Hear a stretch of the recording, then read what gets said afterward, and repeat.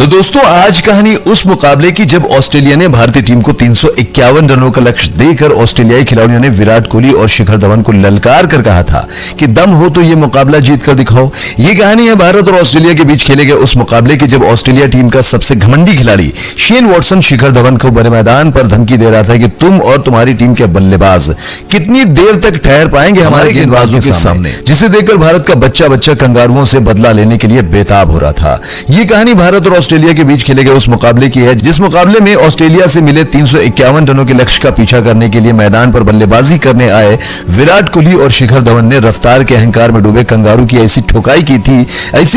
थी कि विराट और धवन की इस ठुकाई और पिटाई से कंगारू की बादशाहत सरे बाजार नीलाम हो गई थी, जिसके बाद विराट कोहली और धवन की कंगारुओं की दिल की धड़कनों को रोक देने वाली इस पारी ने विराट कोहली को द किंग कोहली बना दिया और शिखर धवन को Gabbar Singh.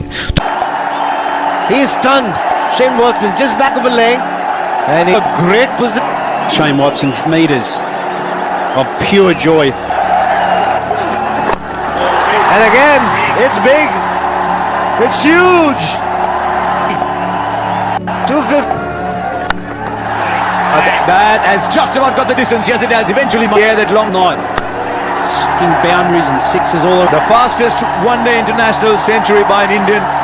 It's come in 52 balls. तो चलिए शुरू से शुरू करते हैं। भारत और ऑस्ट्रेलिया के बीच खेले गए दिल की धड़कनों को रोक देने वाली सस्पेंस और रोमांच से भरी उस मुकाबले की दास्तान को, जिस मुकाबले में विराट कोहली को क्रिकेट की दुनिया का किंग और शिखर धवन को क्रिकेट की दुनिया का गब्बर सिंह बना दिया और जिस मुकाबले ने ऑस्ट्रेलिया टीम के क्रिकेट की बादशाहत को तबाह और बर्बाद कर दिया। साथियों, साल था 2013 और इस साल भारत और ऑस्ट्रेलिया के बीच 7 एक दिवसीय मैचों की सीरीज खेली जा रही थी और इसी खिलाड़ियों ने टॉस जीतकर पहले बल्लेबाजी करते हुए शेन वॉटसन के 94 गेंदों पर तूफानी 102 रनों की पारी, तो वहीं ऑस्ट्रेलियाई कैप्टन जॉर्ज बेली के सिर्फ 113 गेंदों पर 156 रनों की तूफानी पारी की बदौलत कंगारुओं ने भारतीय टीम को भारतीय सरजमीन पर 351 रनों का पहाड़ जैसा लक्ष्य दे दिया। जी हां, शेन वॉटसन और ऑस्ट्रेलियाई कप्तान जॉर्ज बेली ने जिस तरीके से इस नागपुर के मैदान पर भारतीय गेंदबाजों पर तबाही मचाई, उससे नागपुर क्रिकेट स्टेडियम का जर्रा थर्रा उठा। ऐसी हालत में जब ऑस्ट्रेलिया ने भारतीय टीम को 351 रनों का पहाड़ जैसा लक्ष्य दिया, तब पूरी दुनिया ये मान बैठी थी कि कहां भारतीय टीम के बल्लेबाज ऑस्ट्रेलिया जैसी क्रिकेट की दुनिया की बादशाह टीम के सामने ये 351 रनों का लक्ष्य हासिल करके ये मुकाबला और ये सीरीज जीत पाएंगे। और आपकी जानकारी के लिए बता दें कि इस मुकाबले के पहले इसी सीरीज में भारत और ऑस्ट्रेलिया के बीच जो मुकाबला खेला गया था, उस मुकाबले में ऑस्ट्रेलिया ने भारतीय टीम को 304 रनों का लक्ष्य दिया था और इन 304 रनों के लक्ष्य का पीछा करने के दौरान पूरी भारतीय टीम सिर्फ 232 रनों पर ऑल आउट होकर ऑस्ट्रेलिया से मुकाबला 72 रनों से हार गई थी। और जब भारतीय टीम ऑस्ट्रेलिया से मिले 304 रनों के लक्ष्य का पीछा न कर सकी, कैसे इन 351 रनों के लक्ष्य का पीछा कर पाएगी? ऐसी हालत में ऑस्ट्रेलिया से मिले इस मुश्किल लक्ष्य का पीछा करने के लिए भारतीय टीम की तरफ से मैदान पर बल्लेबाजी करने के लिए आते हैं शिखर धवन और उनके साथ हिटमैन रोहित शर्मा। तो वहीं ऑस्ट्रेलिया की तरफ से गेंदबाजी में पारी का आगाज किया ब्रेटली के बाद ऑस्ट्रेलिया का दूसरा सबसे खतरनाक गेंदबाज मिचेल जॉनसन, और जॉनसन की पहली गेंद पर अपने हिटमैन रोहित शर्मा ने चौका लगाकर अपना और भारतीय पारी का आगाज किया। लेकिन उसके बाद मिचेल जॉनसन के साथ साथ अन्य ऑस्ट्रेलियाई गेंदबाजों ने इस मुकाबले में खतरनाक गेंदबाजी करते हुए रोहित शर्मा और शिखर धवन को ज्यादातर मौके पर हाथ खोलने का मौका नहीं दिया, जिसके चलते 9 ओवर में भारतीय टीम का स्कोर सिर्फ 40 रन था। इस दौरान रोहित शर्मा के बल्ले से 30 गेंदों पर सिर्फ 17 रनों की पारी आई थी, तो वहीं शिखर धवन के बल्ले से 22 गेंदों पर 19 रनों की पारी आई थी, जिसे आप स्कोर बोर्ड के जरिए आसानी से देख सकते हैं। इस दौरान ऑस्ट्रेलिया की टीम की तरफ से गेंदबाजी में पारी का 10वां ओवर लेकर आया जेम्स फॉकनर, जिसकी गेंद पर मैक्सवेल ने गब्बर सिंह यानी शिखर धवन का कैच ड्रॉप कर दिया। इस दौरान ऑस्ट्रेलिया की तरफ से गेंदबाजी में पारी का 11वां ओवर लेकर आया मिचेल जॉनसन की पहली गेंद पर शिखर धवन ने ऑन साइड के क्षेत्र में, तो वहीं दूसरी गेंद को ऑफ साइड के क्षेत्र में खेलकर गेंद को बाउंड्री लाइन के बाहर 4 रनों के लिए भेजकर स्ट्राइक रोहित शर्मा को दे दी और रोहित शर्मा ने भी मिचेल जॉनसन की इस ओवर में मिड ऑफ के क्षेत्र में एक खूबसूरत चौका लगाकर भारतीय टीम के इन दोनों बल्लेबाजों ने जॉनसन के इस ओवर से कुल 14 रन लेकर भारतीय टीम पर बल रहे दबाव को थोड़ा कम किया। मिचेल जॉनसन के बाद ऑस्ट्रेलियाई टीम की तरफ से गेंदबाजी में पारी का 15वां ओवर लेकर आया शेन वॉटसन, वो शेन वॉटसन जो इस मुकाबले में जब भारतीय गेंदबाजों पर तबाही मचाते हुए शतक ठोककर ऑस्ट्रेलियाई टीम के स्कोर को 351 रनों तक पहुंचाकर अपने घमंड में पूरी तरीके से डूब चुका था, जिसके बाद उसने धवन को धमकियां देते हुए चैलेंज किया था कि दम हो तो अपनी टीम को जिताकर दिखा देना। जिसके बाद शिखर धवन के साथ साथ पूरे हिंदुस्तान का खून खौल उठा था शेन वॉटसन की इस हरकत को देखकर। और इधर शेन वॉटसन को देखकर शिखर धवन ने अपने मन ही मन में यह सोच लिया था कि बेटा वॉटसन, आज अगर तुम्हें तोड़ के सही ना कर दिया ना तो मेरा नाम भी गब्बर सिंह नहीं। ऐसी हालत में शेन वॉटसन ने अपने ओवर की पहली गेंद डाली तो उस गेंद पर शिखर धवन ने अपने बल्ले से जबरदस्त प्रहार करके गेंद को ऑन साइड के क्षेत्र में बाउंड्री लाइन के बाहर भेजकर शिखर धवन ने वॉटसन की दूसरी गेंद पर अपने बैट से थप्पड़ की तरह प्रहार करके गेंद को ऑफ साइड के क्षेत्र में बाउंड्री लाइन के बाहर 4 रनों के लिए भेजकर शिखर धवन ने अहंकार में डूबे वॉटसन की तीसरी गेंद पर ऐसा जबरदस्त प्रहार किया कि जैसे शिखर धवन ने गेंद को नहीं बल्कि शेन वॉटसन के गाल पर तमाचा जड़ा हो। और गेंद इस बार भी धवन के बैट पर लगने के बाद सीधे बाउंड्री लाइन के बाहर। यही नहीं रुके धवन ने वॉटसन की अगली गेंद को भी बाउंड्री लाइन के बाहर 4 रनों के लिए भेजकर वॉटसन के इस ओवर में लगातार 4 चौके जड़कर न सिर्फ अपना अर्धशतक पूरा किया बल्कि अहंकार में डूबे शेन वॉटसन को अपने इस हिंदुस्तानी गब्बर सिंह ने इशारों में यह संदेश दे दिया कि बेटा वॉटसन, हजारों कोस दूर जब किसी टीम का खिलाड़ी अहंकार में डूबकर किसी खिलाड़ी के साथ बदतमीजी करता है तो उसका कप्तान बोलता है कि बेटा शांत हो जा वरना गब्बर सिंह आ जाएगा। चूंकि भारतीय टीम के सामने 351 रनों का पहाड़ जैसा लक्ष्य, इसलिए शिखर धवन ने अब अर्धशतक पूरा करने के बाद तेजी के साथ बल्लेबाजी करना प्रारंभ करके ऑस्ट्रेलियाई गेंदबाजों की गेंद को बाउंड्री लाइन के बाहर भेजते हुए शिखर धवन एक छोर से भारतीय टीम के स्कोर को तेजी से आगे बढ़ा रहे थे। लेकिन दूसरी छोर पर मौजूद हिटमैन रोहित शर्मा आज ऑस्ट्रेलियाई गेंदबाजों के सामने संघर्ष कर रहे थे शुरुआत से ही, जिसके चलते रोहित शर्मा के बल्ले से 50 रनों की पारी 72 गेंदों पर आई।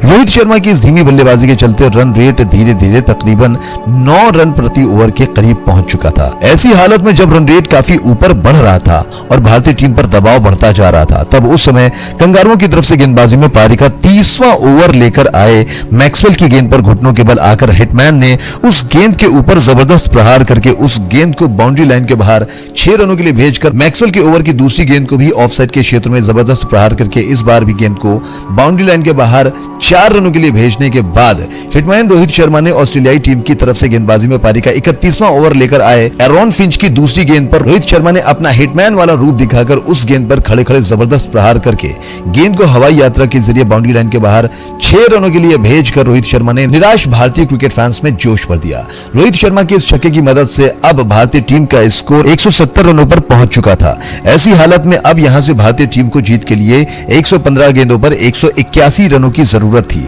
लक्ष्य मुश्किल लग रहा था लेकिन नामुमकिन नहीं। रोहित शर्मा को पिछले 2 ओवरों में इस तरीके से बल्लेबाजी करता देख भारतीय क्रिकेट फैंस के दिल में यह उम्मीद जग गई थी कि हां, यहां से भारतीय टीम अभी भी यह मुकाबला जीत सकती है अगर रोहित शर्मा इस तरीके से बल्लेबाजी करते रहे। इसी बीच एरॉन फिंच ने अपने ओवर की आखिरी गेंद डाली तो रन रेट को बढ़ाने के चक्कर में रोहित शर्मा ने उस गेंद पर कदमों का इस्तेमाल करके गेंद को बाउंड्री लाइन के बाहर 4 रनों के लिए भेजने की हसरत से उस गेंद पर प्रहार किया, लेकिन गेंद रोहित शर्मा की बैट का बाहरी किनारा लेते हुए बाउंड्री लाइन के करीब खड़े ऑस्ट्रेलियाई फील्डर के हाथों में जा समाई। इस तरीके से रोहित शर्मा 90 गेंद पर 79 रनों की पारी खेलकर आउट होकर पवेलियन की तरफ चलते बने। रोहित शर्मा जिस समय आउट हुए उस समय भारतीय टीम का स्कोर 170 रन था। अब यहां से भारतीय टीम को जीत के लिए 114 गेंदों पर 181 रनों की जरूरत थी और भारतीय टीम को ये 181 रन बनाने थे दुनिया के सबसे खतरनाक कंगारू गेंदबाजों के सामने, जो कि भारतीय टीम के लिए आसान होने वाला नहीं था क्योंकि आमतौर पर 115 गेंदों में 180 रन T20 में नहीं बनते, तो ये तो फिलहाल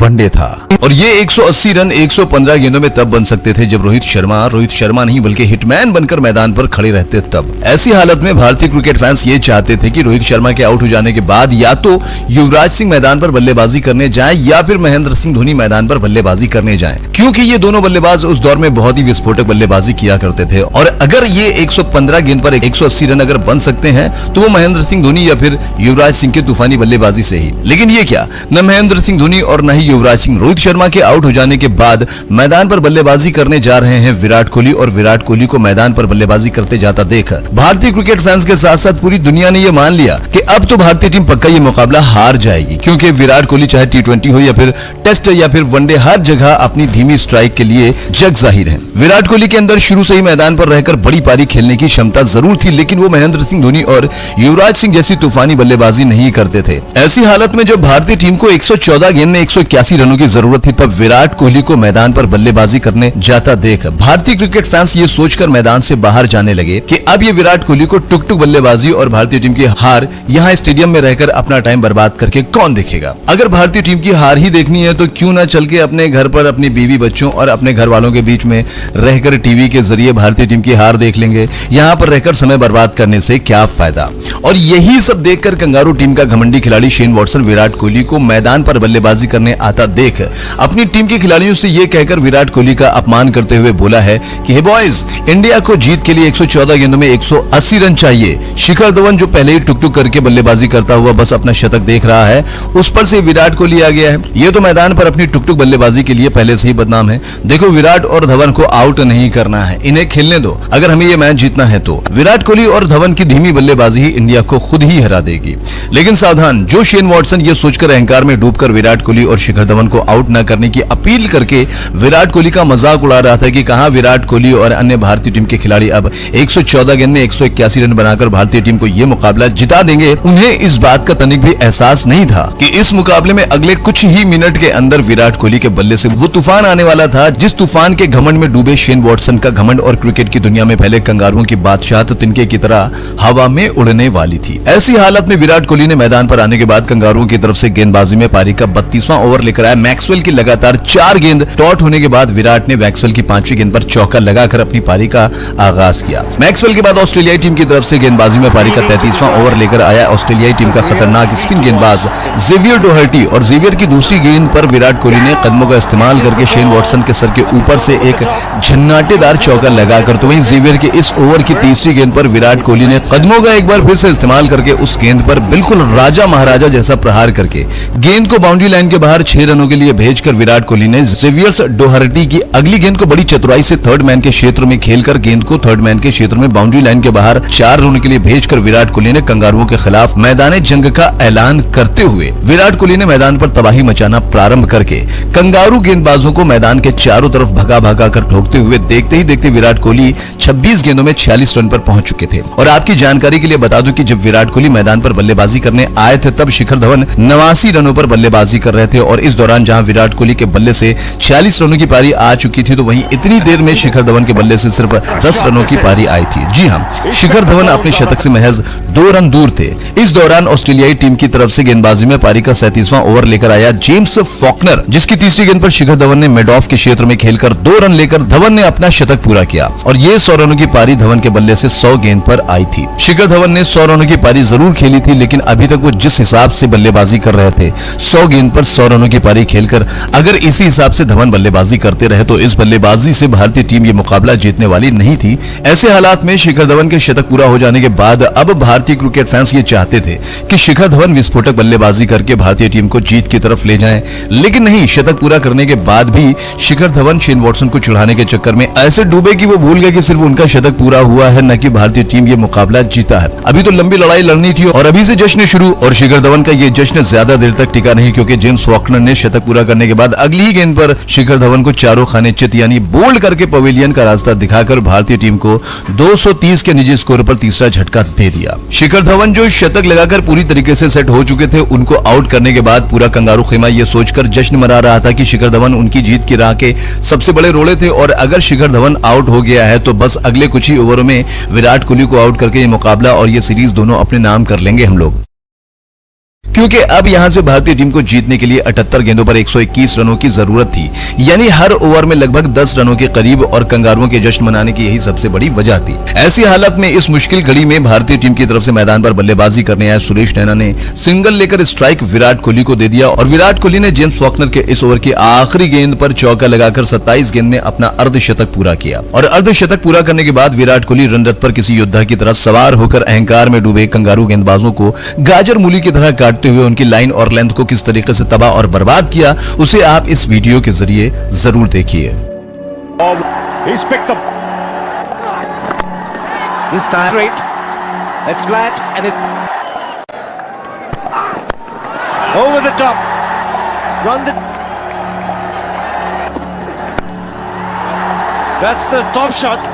जी हाँ, देख लिया ना, विराट कोहली ने सुरेश रैना के साथ मिलकर कंगारू गेंदबाजों पर तबाही मचाते हुए देखते ही देखते अगली 25 गेंदों में 45 रनों की ताबड़तोड़ पार्टनरशिप करके भारतीय टीम के स्कोर को 290 रनों तक पहुंचा दिया। इस दौरान विराट कोहली 75 रनों पर बल्लेबाजी कर रहे थे, तो वहीं सुरेश रैना 16 रनों पर। और जिस तरीके से विराट कोहली और सुरेश रैना इस मुकाबले में अब कंगारू गेंदबाजों को कपड़े की तरह धो रहे थे, उसे देखकर यही लग रहा था कि अगर सुरेश रैना और विराट कोहली 2 से 3 ओवर तक मैदान पर खड़े रह गए तो भारतीय टीम ये मुकाबला बड़े आराम से जीत जाएगी। लेकिन जब भारतीय टीम का स्कोर 290 रन था, तभी घटती है मैदान पर एक ऐसी घटना जिसने करोड़ों भारतीय क्रिकेट फैंस का दिल तोड़ दिया। जी हां, ऑस्ट्रेलियाई टीम की तरफ से गेंदबाजी में पारी का 45वां ओवर लेकर आया ऑस्ट्रेलियाई टीम का खतरनाक गेंदबाज मिचेल जॉनसन, और जॉनसन ने अपने ओवर की दूसरी गेंद पर सुरेश रैना को विकेटकीपर के हाथों कैच आउट करवाकर, हालांकि अंपायर ने सुरेश रैना को गलत आउट दिया था, जिसे आप वीडियो में स्पष्ट रूप से साफ तरीके से देख सकते हैं।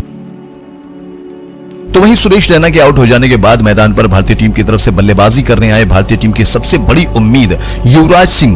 सिंह को जॉनसन ने लगातार डॉट कराने के बाद तीसरी गेंद पर बोल्ड करके भारतीय टीम को चौथा झटका देकर भारतीय क्रिकेट फैंस के साथ साथ पूरी टीम को संकट में लाकर खड़ा कर दिया। युवराज सिंह के आउट हो जाने के बाद भारतीय टीम की तरफ से मैदान पर बल्लेबाजी करने आए महेंद्र सिंह धोनी। अब यहां से भारतीय टीम को जीत के लिए 28 गेंदों पर 60 रनों की जरूरत थी, यानी कि लगभग 14 रन प्रति ओवर के हिसाब से। ऐसी हालत में ऑस्ट्रेलियाई टीम की तरफ से गेंदबाजी में पारी का 46वां ओवर लेकर आए जेम्स फॉकनर के ओवर में महेंद्र सिंह धोनी ने 2 चौके सहित इस ओवर में कुल 12 रन लेकर भारतीय क्रिकेट फैंस की टूटती सांसों में थोड़ी सी सांस डालने की कोशिश की। जेम्स फॉकनर के बाद कंगारुओं की तरफ से एक बार फिर गेंदबाजी में पारी का 47वां ओवर लेकर आया रफ्तार का अहंकारी गेंदबाज मिचेल जॉनसन। भारतीय क्रिकेट फैंस की सांस ऊपर नीचे हो रही थी, कुछ भी कहा नहीं जा सकता था कि यह मुकाबला किधर जाएगा। ऐसी हालत में मिचेल जॉनसन के इस ओवर में अपने किंग कोहली ने क्या किया, पहले आप इस वीडियो के जरिए देखिए, फिर हम आपको आगे की दास्तान बताते हैं। Oh, what a shot! Where do you use these? A bit on inside. Now he's got hold of that, and that's gone long enough for 4. Needed. Oh, what a shot this is! He's picked the bones out of that. Just nailed. Still pick the gaps. जी हां, विराट कोहली ने major Johnson S के इस over की पहली और दूसरी गेंद पर बैक टू बैक 2 चौके लगाकर कोहली ने मिचेल जॉनसन के ओवर की चौथी गेंद पर कदमों का इस्तेमाल करके उस गेंद पर ऐसा जबरदस्त प्रहार किया कि गेंद विराट कोहली के बैट पर लगने के बाद मिचेल जॉनसन एस के रफ्तार के अहंकार को तोड़ती हुई सीधे बाउंड्री लाइन के बाहर 6 रनों के लिए जा पहुंची। इस छक्के के साथ विराट कोहली अब 89 रनों पर पहुंच चुके थे। ऐसे हालात में मिचेल जॉनसन के रफ्तार का अहंकार तोड़ने के बाद विराट कोहली की निगाहें ढूंढ रही थी ऑस्ट्रेलियाई टीम के सबसे घमंडी खिलाड़ी शेन वॉटसन को, और विराट कोहली की तलाश पूरी होती है तब जब ऑस्ट्रेलियाई टीम की तरफ से गेंदबाजी में पारी का 48वां ओवर लेकर आया शेन वॉटसन। विराट कोहली ने अहंकार में डूबे शेन वॉटसन की पहली गेंद पर खड़े खड़े ऐसा जबरदस्त प्रहार किया कि गेंद किंग कोहली के बैट पर लगने के बाद रॉकेट लॉन्चर की तरह दर्शक दीर्घा में जा गिरी। अपनी पहली गेंद पर छक्का खाने के बाद शेन वॉटसन ने जब विराट कोहली को अपने ओवर की दूसरी गेंद डाली, तब उस गेंद पर विराट कोहली ने कदमों का इस्तेमाल करके उस पर ऐसा थप्पड़ की तरह प्रहार किया कि गेंद विराट के बल्ले पर लगने के बाद शेन वॉटसन के होश उड़ाती हुई सीधे बाउंड्री लाइन के बाहर 4 रनों के लिए जा पहुंची। और इस चौके के साथ विराट कोहली अब 99 रनों पर पहुंच चुके थे। ऐसी हालत में अपनी 2 गेंदों पर लगातार 2 बाउंड्री खाने के बाद गुस्से में पागल हो चुके शेन वॉटसन ने अब अपने ओवर की तीसरी गेंद डाली, तो उस गेंद पर भी विराट कोहली ने एक बार फिर कदमों का इस्तेमाल करके वॉटसन के द्वारा मारे गए ताने को अपना हथियार बनाकर विराट कोहली ने गुस्से के साथ उस गेंद पर ऐसा जबरदस्त प्रहार किया कि गेंद इस बार विराट के बल्ले पर लगने के बाद समस्त कंगारुओं का कलेजा चीरती फाड़ती बाउंड्री लाइन से चंद मीटर पहले गिरकर बाउंड्री लाइन के बाहर 4 रनों के लिए जा पहुंची। और इस चौके के साथ विराट कोहली ने सिर्फ 61 गेंद पर अपना शतक पूरा करके विराट कोहली ने क्रिकेट के इतिहास में सबसे तेज शतक जड़ने वाले खिलाड़ियों में अपना नाम रोशन कर दिया। विराट कोहली ने अब तक शेन वॉटसन के इस ओवर में 3 चौके और 1 छक्के की मदद से 18 रन ठोक चुके थे। ऐसी हालत में जब से एवर्जन ने अपने 3 चौके डाली, तो उस गेंद पर भी विराट कोहली ने ऑस्ट्रेलिया के खिलाड़ियों के कलेजों को फाड़ देने वाला चौका लगाकर विराट कोहली ने वॉटसन के इस ओवर से कुल 22 रन ठोककर विराट कोहली ने इशारों में वॉटसन के साथ साथ सभी कंगारू खिलाड़ियों को यह संदेश दे दिया कि अगर किसी भी हिंदुस्तानी शेर को छेड़ोगे ना,